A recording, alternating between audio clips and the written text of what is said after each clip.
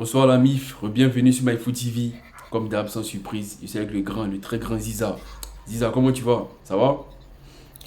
Ça va par la grâce de Dieu, Seigneur. Comment tu vas? Ouais, on est là, on se plaint pas, hein. Bon, comme on avait dit, on a débriefé un peu les matchs aller des quarts de finale. On a vu que les matchs retour nous ont réservé beaucoup de surprises. On ne pouvait pas imaginer ça. On savait que le pronostic n'avait pas été exact, mais on a été vraiment surpris du déroulement de certains matchs.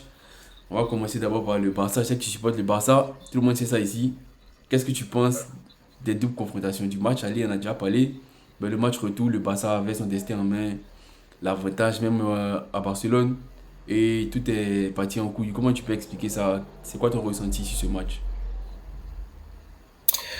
Bon, merci pour l'invitation, encore une fois, déjà. Je pense que pour moi, ça dépend de la perspective dans laquelle on analyse.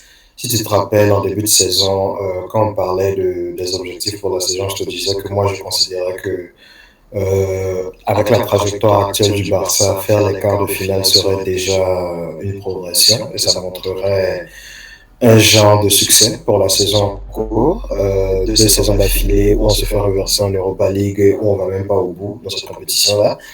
Je trouvais que intégrer le top 8 européen serait déjà une bonne avancée. Donc, si je dois regarder les choses dans ce sens-là, je dirais que pour moi, ils ont fait assez pour considérer, en termes de progression sur la scène européenne, cette Ouais. saison-là comme un succès. Maintenant, c'est vrai que si tu regardes dans les faits, dans le match, les tirages et la forme actuelle, tu peux effectivement penser que le résultat du dernier match contre Paris est plutôt un gâchis. C'est le match c'est C'est l'adjectif que tu le trouves? mot que Ouais. j'emploierais. Mhm. Parce que, oui, parce que bien vrai que le PSG avait plutôt la balle, un peu comme le match aller, je dirais. L'impression que j'avais sur le terrain, c'était plus une impression de maîtrise, comme quoi l'équipe avait 2 buts d'avance, l'équipe était à l'aise à laisser le PSG faire un peu plus le jeu et utiliser leurs lacunes parce que je pense que à chaque fois qu'ils ont obligé le PSG à défendre, ils ont été dangereux. Paris n'est pas une équipe qui est très à l'aise quand elle n'a pas la balle. Et malheureusement, il y a eu ce moment de panique de De la Araujo qui a vraiment plombé le match. Même si pour moi, j'aurais aimé voir une équipe, surtout en deuxième mi-temps, qui était beaucoup plus volontaire.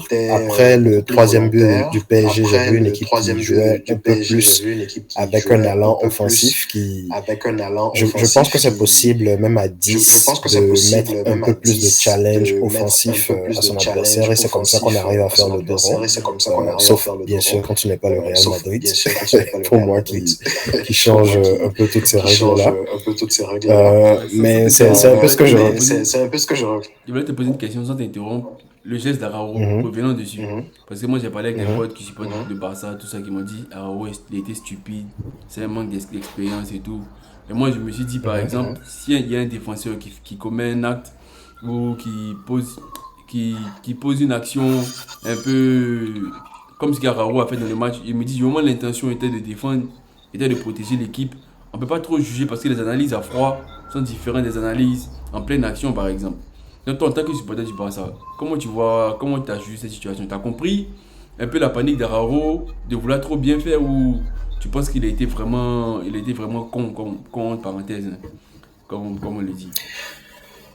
Je pense que ce qui facilite l'analyse ici, c'est que on n'est pas sur une action où Araujo essaie par exemple de rattraper une erreur lambda. C'est lui-même déjà qui essaye de faire une passe qui est interceptée et il est déjà dans la panique, si tu veux, d'essayer de rattraper son erreur. Pour moi, c'est ce qui euh, rend son geste un peu plus précipité encore. Donc, c'est 2 erreurs qu'il commet sur le coup, mais C'est clair. pour connaître Arao, je pense que en tant que fan, je ne peux pas lui en vouloir. C'est cette même agressivité, cette même promptitude-là qui le rend spécial lui aussi comme joueur.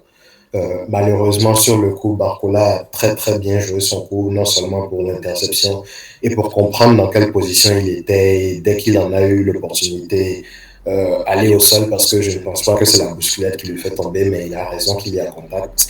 Et à sa place, c'est ce qu'un attaquant est censé faire pour sanctionner le défenseur. Donc oui, je pense que c'est effectivement la faute d'Araujo déjà de manquer la passe, ce qui en soi n'était pas un accident. Je pense que Paris a très clairement ciblé Araujo dans notre jeu de passe défensivement. L'objectif était clairement de fermer l'option de Koubarsi pour forcer Araujo à être notre lanceur. Et ce n'est pas un accident que c'est lui qui commet l'erreur de relance qui fait tourner le match. Donc, je pense que cet enchaînement d'événements-là n'est pas en soi un accident. Le PSG avait un pari sur le fait que Araujo était celui dans la défense qui était susceptible de commettre une erreur de ce type. Ok, Et ils ont eu raison, ils en ont profité. Donc, pour moi, c'est ce genre de moment-là qui doit permettre à un joueur de haut niveau de se développer. Ça ne remet pas en cause son talent ou sa saison. non, c'est clair. Mais c'est sûr que pour le coup, je pense qu'il aurait dû avoir la tête froide pour comprendre que même dans l'éventualité où Barcola marque derrière, le match est toujours fermement au contrôle de Barcelone qui a toujours un but d'avance et qui était dans une position avantageuse. Donc c'est ce qui est regrettable, mais ça c'est toujours un grand joueur pour moi. Ok. C'est vrai, t'as pensé, t'as poussé un peu l'analyse, hein. Tu penses même que c'était prémédité, c'était un plan de jeu de Luis Enrique. C'est pas fou parce qu'on sait que Araujo à la relance c'est catastrophique, hein. Pas qu'on se mente, il s'est pas relancé. Ouais, c'est vrai, c'est pas fou. Mais après, il y a le carton rouge. L'après-carton rouge, par exemple, toi en tant qu'entraîneur, qu'est-ce que tu aurais dit à tes joueurs? Parce que j'ai vu que Xavi, on a remarqué que Xavi avait favorisé la défense. Il voulait que ses joueurs défendent sans attaquer, en essayant de conserver le score. Chose qui est quasiment Mm. impossible à 10. À 10 contre 11 avec les gars comme Mbappé qui propose des profondeurs pas possibles. Je sais pas c'était quoi le plan adéquat pour cette situation, mais Xavi a mis l'accent sur la défense. Mais moi, je pense que c'était une mauvaise décision. Bon, le match a montré que c'était une mauvaise décision. Mais toi, en tant que supporter de Barça, de FC Barcelone, si tu étais entraîneur, qu'est-ce que tu allais dire à tes joueurs après le carton rouge? Euh, Honnêtement, je pense que c'est le genre de situation où l'entraîneur a très peu d'influence. Je pense que le choix de l'entraîneur, c'est plus celui de est-ce que c'était bien séant de faire sortir Lamine Yamal ou pas. Sur le coup, moi, effectivement, j'ai compris et je pense que c'est la décision que j'aurais probablement prise moi aussi. Parce que la logique, c'était que Rafinha, avec beaucoup plus d'énergie et de possibilités à offrir, que ce soit défensivement, parce que c'était clair que tu allais souffrir à ce moment-là du match, mais aussi en transition offensive. Lamine est un très bon joueur, mais il brille avec la balle dans ses pieds, pas avec la balle dans l'espace. Donc, le profil de Rafinha était plus intéressant et j'ai conclu le changement. Le problème, c'est que dans le récit, je n'ai pas senti que l'équipe a compris comment il fallait changer sa façon de construire les actions. Ok. Donc, à chaque fois qu'on finissait d'une façon ou d'une autre de récupérer la balle, on la perdait immédiatement après parce qu'on ne s'est pas adapté dans la façon de commencer à construire nos nouvelles actions. Et ce que je regrette plus, ce sont les 15 premières minutes de la deuxième mi-temps. Je pense que l'équipe est venue dans une position de victime.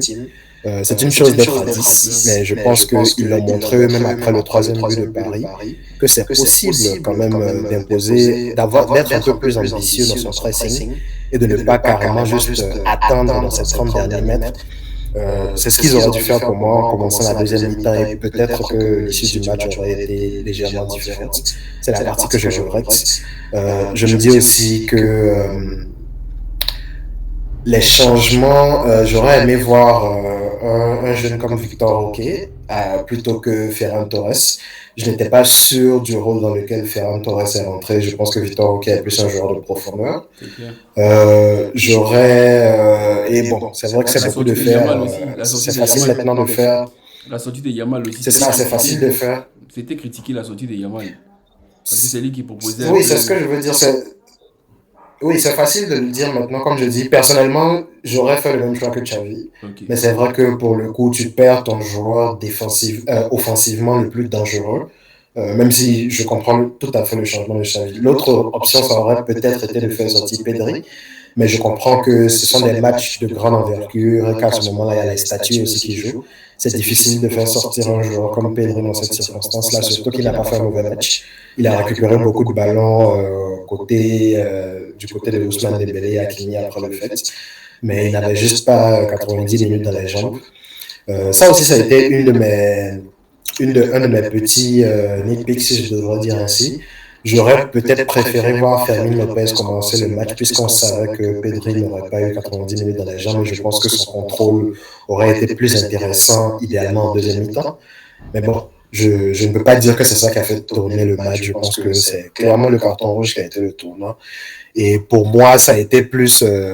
je ne le mets pas vraiment sur Xavi, si tu veux, en termes de changement et en termes de gestion de la deuxième mi-temps. La seule chose que j'aurais peut-être pu lui demander, c'est d'apprendre à garder un peu plus son calme, parce que je pense que ça transmet un peu les émotions à l'équipe en général. C'est Et clair. que de le voir aussi agité sur la touche, pour moi, ça donne un peu plus de contexte sur l'agitation des joueurs eux-mêmes qui ont un peu balbutié leur sujet après, quoi. Sinon, pour moi, c'est pas une défaite de Xavi, c'est plus une défaite. Un joueur a fait une erreur cruciale et derrière, malheureusement, ils n'ont pas eu le surplus d'âme qu'il faut pour jouer. Si un autre joueur, Carraro par exemple, avait pris un carton rouge, peut-être qu'on aurait plus tenu parce que tu perds ton meilleur défenseur et tu dois faire le dos rond, c'est pas vraiment facile. Inigo Martinez, c'est une option plutôt différente, c'est pas la même assurance, c'est pas le même type de choix. Tout de suite, on a vu que Cancelo était plus exposé sur des bêlés et tout ça. C'est une configuration différente. Mais pour moi, ce n'est pas vraiment la défaite de Xavi, c'est la défaite d'un groupe inexpérimenté.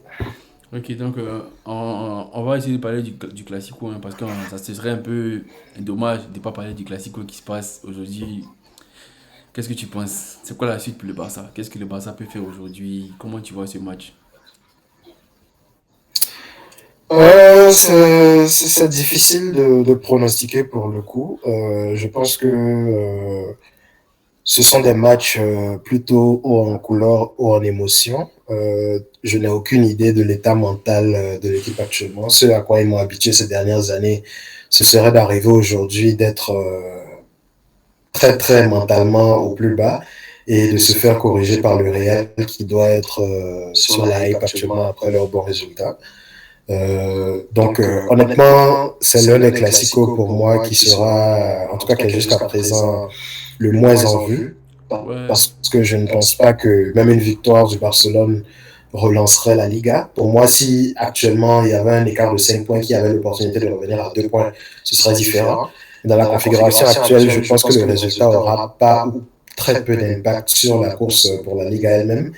J'espère qu'ils vont le voir comme une opportunité de directement se racheter après l'erreur qu'ils ont fait en semaine.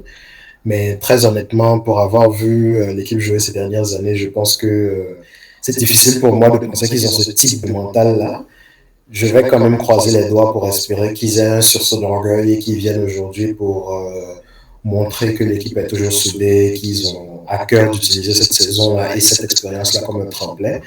Mais je vois le Real à domicile plutôt faire ce qu'ils ont l'habitude de faire, défendre intelligemment, utiliser les contres et trouver un moyen de marquer les buts dont ils sont les seuls à avoir le secret, là où il y a peu ou pas d'occasion. Donc c'est vrai. j'imagine un match difficile où le Real prend l'avantage comme d'habitude.